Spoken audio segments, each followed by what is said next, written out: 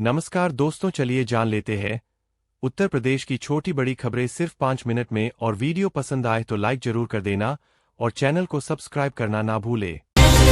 आजम खान तथा उनके पुत्र अब्दुल्ला आजम के लिए रामपुर जेल में क्लास आई विशेष सुविधा जेल की सुविधा मंजूर नहीं हुई। कम न्यायालय ने इनकी याचिका नामंजूर कर दी और कहा कि उन्हें सामान्य कैदियों की तरह ही रखा जाएगा। अदालत ने स्पष्ट किया है कि जेल प्रशासन को इन दोनों को किसी अन्य जेल में स्थानांतरित करने से पहले पूर्व अनुमति लेनी होगी। रामपुर जिला जेल को क्लासाई सुविधापूर्ण जेल नहीं माना गया है, इसलिए विशेष श्रेणी की सुविधा नहीं मिल पाएगी। दुधवा नेशनल पार्क के जंगल सफारी के लिए उत्तर प्रदेश में नए विचार सामने आए हैं। इसमें विस्टाडोम वैन रूट, पारदर्शी पॉड आदि शामिल है। मेलानी बिचिया लाइन पर इस तरह की सुविधा देने की चर्चा हो रही है ताकि पर्यटकों को बेहतर अनुभव मिल सके।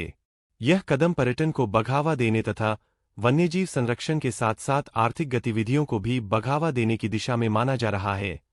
कानपुर के मुरैथा गांव में एक भयंकर आपराधिक घटना घटी। 24 वर्षीय युवक ने नशे की हालत में अपनी किशोरी चचेरी बहन पर कुल्हाड़ी से हमला करके उसे मार डाला। आरोपी फिलहाल फरार है।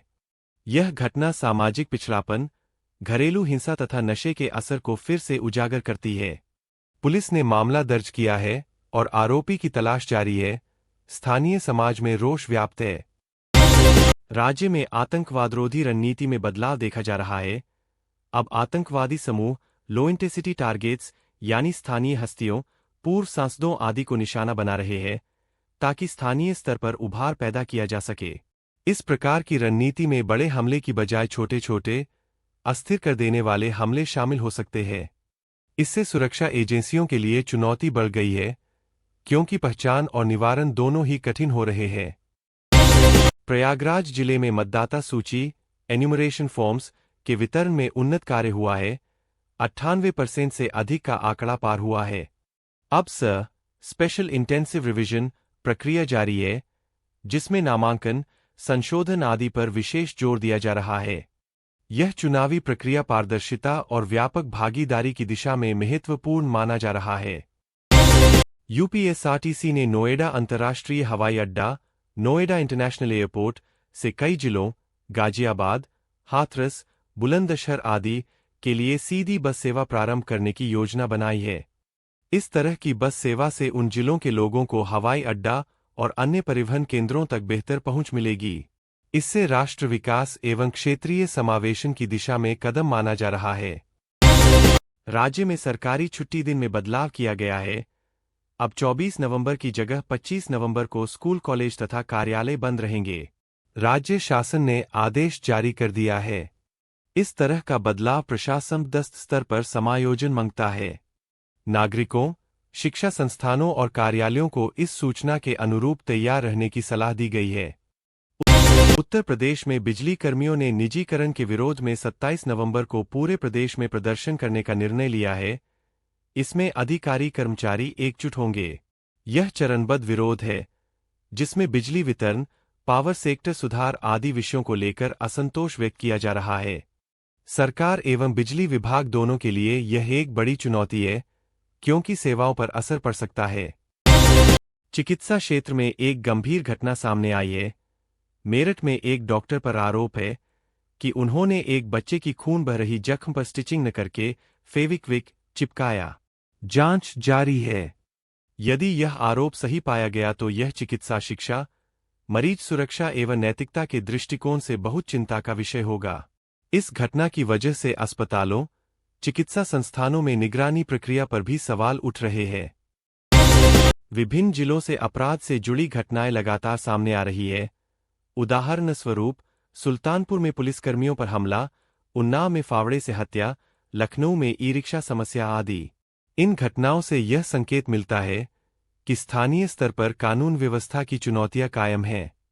ऐसी घटनाओं का सोशल इम्पैक्ट, भय का माहौल तथा जनमानस पर असर भी विचारणीय है। ग्रीनफील्ड ब्रुअरी लिए यूनाइटेड ब्रूअरीज का आगाज। भारत की बड़ी शराब एवं बियर कंपनी यूनाइटेड ब्रूअरीज ने Uttar Pradesh expressways industrial development authority UPEIDA द्वारा उन्नाव जिले में आवंटित औद्योगिक प्लॉट पर अपनी ग्रीनफील्ड ब्रुअरी के लिए लीज डीड पूर्ण कर ली है। यह प्लांट बोतल व कैन दोनों पैकेजिंग क्षमता के साथ स्थापित होगा, जिसमें कंपनी के प्रमुख व प्रीमियम ब्रांड को उत्पादन क्षमता होगी।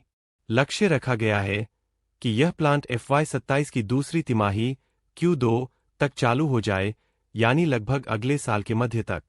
अर्थविषयक दृष्टि से यह संकेत देता है कि राज्य में उद्योग एवं निवेश के द्वार खुले हैं। बड़ी कंपनियां राज्य में नए प्लांट लगा रही है। इससे रोजगार व स्थानीय अर्थव्यवस्था को बढ़ावा मिल सकता है। साथ ही यह राज्य सरकार द्वारा औद्योगिक गलियारों व नीतिगत सहायता की दिशा में सकारात्मक माना जा सकता है। हालांकि इससे जुड़े पर्यावरणीय, पेनियमन एवं स्थानीय सामाजिक प्रभाव भी एक पूरी तरह से नजरिए से देखे जाने चाहिए। उद्योग में निवेश तो अच्छा है, पर उसका स्थान निर्माण व परिचालन प्रभाव सुनिश्चित करना भी जरूरी है। छुट्टी दिन में बदलाव। उत्तर प्रदेश सरकार ने घोषणा की है कि इस वर्ष गुरु तेग बहादुर जी के बलिदान दिवस के अवसर पर छुट्टी 24 नवंबर के स्थान पर 25 नवंबर 2025 को घोषित की गई है। इसके तहत पूरे राज्य में सरकारी स्कूल, कॉलेज, कार्यालय तथा अन्य संस्थान 25 नवंबर को बंद रहेंगे। निर्णय के पीछे कारण बताया गया है कि 23 नवंबर रविवार है।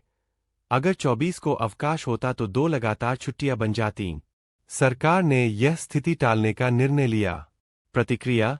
कर्मचारियों व छात्रों में इस बदलाव को लेकर मिश्रित प्रतिक्रियाएं आई है। कुछ को यह अचानक बदलाव असुविधाजनक लगा है, क्योंकि योजना पहले से 24 को छुट्टी के हिसाब से बनी थी। महत्व। यह छोटे से परिवर्तन दिखाता है कि राज्य स्तर पर छुट्टियों के शेड्यूल व प्रशासनिक निर्णय किस तरह सामाजिक व शैक्षिक जीवन को प्रभावित कर सकते हैं।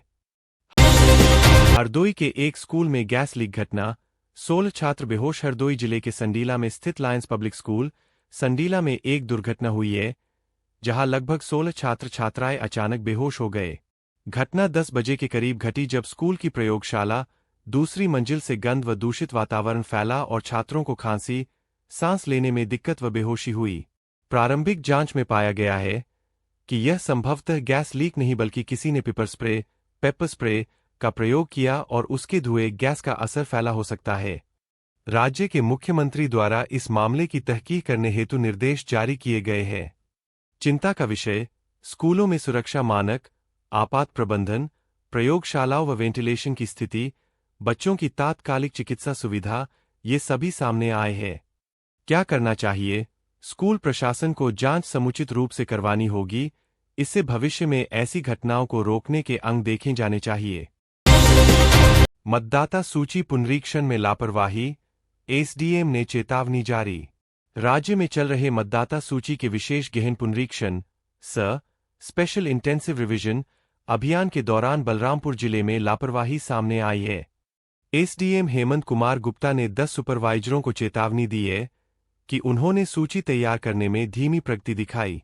इसमें यह पाया गया कि कुछ बीएलओ, बूथ लेवल ऑफिसर्स व सुपरवाइजर समय सीमा व प्रक्रिया का पालन नहीं कर रहे हैं। साथ ही पुराने मतदाता सूची के पृष्ठ गायब होने जैसी शिकायतें भी सामने आ रही है। महत्व। आगामी पंचायत व विधानसभा चुनावों से पहले सूची की विश्वसनीयता लोकतंत्र की बुनियाद है। यदि नाम छूट जाए, गलतियां हो, तो मतदाता अयोग्य या असमर्थ महसूस कर सकते हैं। जरूरी कदम। अधिकारी स्तर पर निगरानी बढ़ानी होगी। घर घर फॉर्म वितरण, सत्यापन, निवास प्रमाण आदि का सही लेखा जोखा रखा जाना चाहिए। आम मतदाता को भी इस प्रक्रिया में जागरूक होना चाहिए। यह दर्शाता है कि चुनाव प्रशासन में सिर्फ घोषणा नहीं, बल्कि क्रियान्वयन व निगरानी का महत्व भी कम नहीं है।